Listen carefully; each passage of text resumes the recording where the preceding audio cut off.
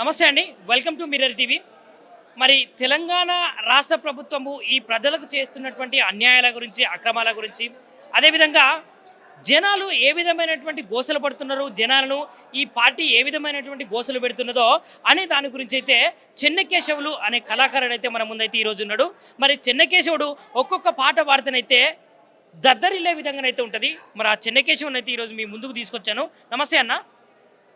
అనా కేసీఆర్ ఉన్నప్పుడు బాగుండే పరిపాలన. ఇప్పుడు రేవంత్ రెడ్డి వచ్చినాక అంతా ఖరాబ్ అయిపోయింది. అందుకనే కారే గెలవాలి మళ్ళీ సారే రావాలి, కారే గెలవాలి మళ్ళీ సారే రావాలి, పల్లె పల్లెన సంక్షేమ పథకాలు చేరాలి, ప్రగతి పదాన తెలంగాణమును ముందుకు సాగాలి, కారే గెలవాలి మళ్ళీ సారే రావాలి, పల్లె పల్లెన సంక్షేమ పథకాలు చేరాలి, ప్రగతి పదాన తెలంగాణమును ముందుకు సాగాలి.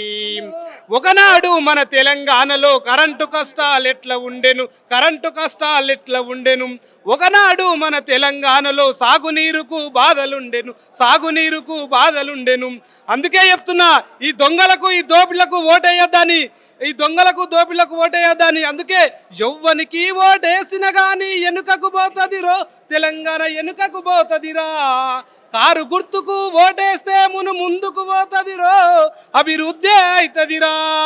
ఈ తెలంగాణకు ఎవరు అవునన్నా ఎవరు కాదన్నా, ఈ తెలంగాణకు బాగు చేసినోడు, మేలు చేసినోడు, తెలంగాణ ప్రజల బతుకును ఒక రూపురేఖలో దిద్దినోడు కేసీఆర్ సార్ అనేది నేను చెప్తున్నా మిత్రులారా. దయచేసి ఇప్పటికే మనం హరికోసలు పడుతున్నాం. అందుకే ఓ మాట తప్పిన రేవంతు, ఓ మాట తప్పిన రేవంతు, నీతోని ఏమీ కాదయ్యా, నువ్వు చెప్పేవన్నీ ఉట్టి మాటలేనయ్యా, నీతోని ఏమీ కాదయ్యా, ఇక తెలుసుకున్నదయ్యా కల్వ కుర్తంతా, ఇక తెలుసుకున్నదయ్యా తెలంగాణ అంతా, ఇక తెలుసుకున్నదయ్యా కల్వ కుర్తంతా, మేము తెలుసుకుంటే నువ్వెంత, ఓ మాట తప్పిన రేవంతు, నీ అడ్రస్ ఇంకా గల్లంతు, మాట తప్పిన రేవంతు. జై తెలంగాణ. 600 అయినా 106 అయినా కల్వకుర్తి గడ్డ మీద, ఈ తెలంగాణ గడ్డ మీద గులాబీ జెండనే ఎగుతుందని నేను తెలియజేస్తున్నా మిత్రులారా. జై తెలంగాణ, జై కేసీఆర్. తెలంగాణ భవన్లో చాలా మంది జాయిన్ అవ్వడం అయితే జరిగింది. అదేవిధంగా ఈ ప్రభుత్వానికి గత ప్రభుత్వానికి తేడా ఏంటిది, ఇంకొకటి సంస్థాగతంగా బీఆర్ఎస్ పార్టీ ఇంకా ముందుకు పోవాలంటే ఏమేమి చేయాలి? మొన్ననే మన కార్యవర్గం జరిగిందండి. కార్యవర్గంలో చాలా క్లియర్గా చెప్పిండు కేసీఆర్ గారు. మొత్తం ఇప్పుడు ఉన్నటువంటి అన్ని కమిటీలను రద్దు చేసి, సభ్యత్వం డ్రైవ్ చేసి, గ్రామ కమిటీలు, మండల కమిటీలు, జిల్లా కమిటీలు ఏర్పాటు చేసుకొని, రాష్ట్ర కమిటీని ఏర్పాటు చేసుకొని ప్రతిష్టాత్మకంగా పోవాలన్నటువంటి నిర్ణయం మా అధినేత తీసుకున్నారు. కాబట్టి ఆ విధంగా పార్టీ ప్రతిష్టతకు ఉన్నటువంటి కార్యకర్తలు, లీడర్లు అందరూ కూడా సహకరించాలని కోరడం జరిగింది. ఇంకొకటి మేడం, మరి ఎందుకు తెలంగాణ రాష్ట్రంలో రైతులే కానీ, విద్యార్థులే కానీ, నిరుద్యోగులే కానీ, డ్రైవర్లే కానీ, ఆటో డ్రైవర్లే కానీ ఎందుకు ఇంత కష్టాలు పడుతున్నారు? ఏమంటే కాంగ్రెస్ అసమర్థ పాలన అండి. కాంగ్రెస్ అలవి కానీ హామీలు ఇచ్చింది, ఏం చేయాలనో తెలియలేదు. 14 సంవత్సరాలు ఉద్యమ నేపథ్యంలో ఉన్న కేసీఆర్ గారికి అప్పుడప్పుడే వచ్చినటువంటి మన రేవంత్ అన్నకి ఈ విషయాలు తెలియవు కదా. ఏదో చేస్తానని అనుకున్నాడు, కానీ ఆయన ఏం చేయలేకపోతున్నాడు. అందుకనే రైతులకు రైతు బంధు ఇచ్చి ఆదుకున్నటువంటి మహానుభావుడు మన కేసీఆర్ గారు. ఎవరికి కూడా సకల జనులకి కూడా ఏ సందర్భంలో ఏం కావాలన్నటువంటి గుర్తెరిగినటువంటి మహారాజు మన కేసీఆర్ గారు. కానీ ఇప్పుడున్నటువంటి అతనికి ఏం చేయాలనో తెలియని పరిస్థితి, అతని ఐడెంటిటీ కోసం అతనే కొట్లాడుకున్నటువంటి పరిస్థితి ఇవాళ మనం చూస్తున్నాం.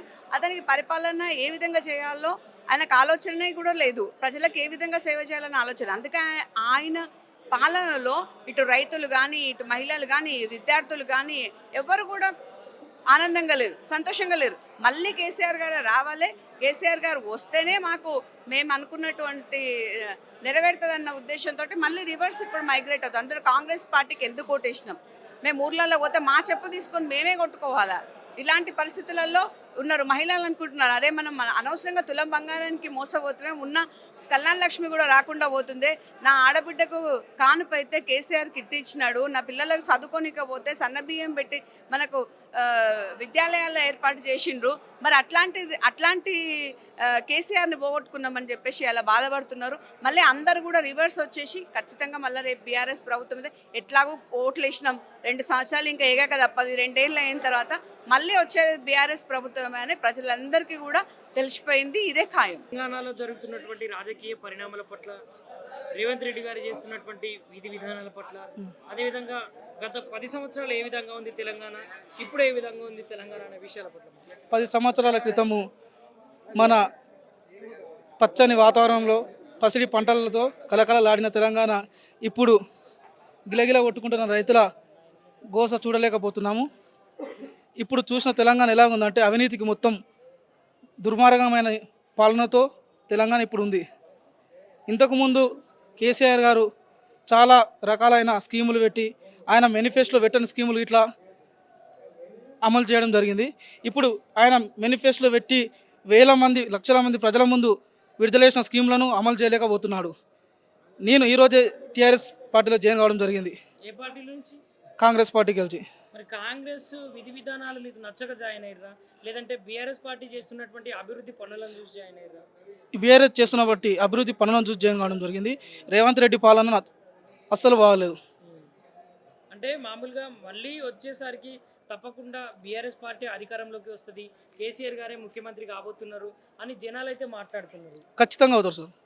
అంటే ఏ విధంగా? ఆయన చేసిన దుర్మార్గ పాలన బాగలేదు. ఆయన ఇలాంటి మేనిఫెస్టోలో పెట్టిన ఏది విడుదల చేయలేదు. ప్రజలు చాలా తిరగబడుతున్నారు. ఆయన మొక్కజొన్నకు అది కొంటలేడు, వరి కొంటలేడు, ఇలాంటివి కొంటలేడు. రైతులు చాలా ఆందోళన చెందుతున్నారు. నమస్తే అన్న. నమస్తే. అన్న, తెలంగాణ రాష్ట్రంలో ఎక్కడ చూసినా కూడా రేవంత్ పోవాలి, కేసీఆర్ రావాలి అనే నినాదాలు అయితే వినిపిస్తున్నాయి. మరి నిజానికి రేవంత్ ఎందుకు పోవాలి? సుపరిపాలన అందిస్తలేడా? మరి కేసీఆర్ గారు ఎందుకు రావాలి? ఈరోజు గత ప్రభుత్వం బీఆర్ఎస్ ప్రభుత్వంలో ప్రతి ఒక్క రైతు కానీ ప్రతి ఒక్కరి కానీ అందేది రైతు బంధు విషయం తీసుకొని. ఈయన ఇప్పుడు రైతు భరోసా అని పెట్టిండు. ఓన్లీ ఎకరానికి ఒక ఎకరానికి ఎలక్షన్ ముందర వేసి ఒక ఎకరానికి వేసిండు. 2 సార్లు ఏగొట్టి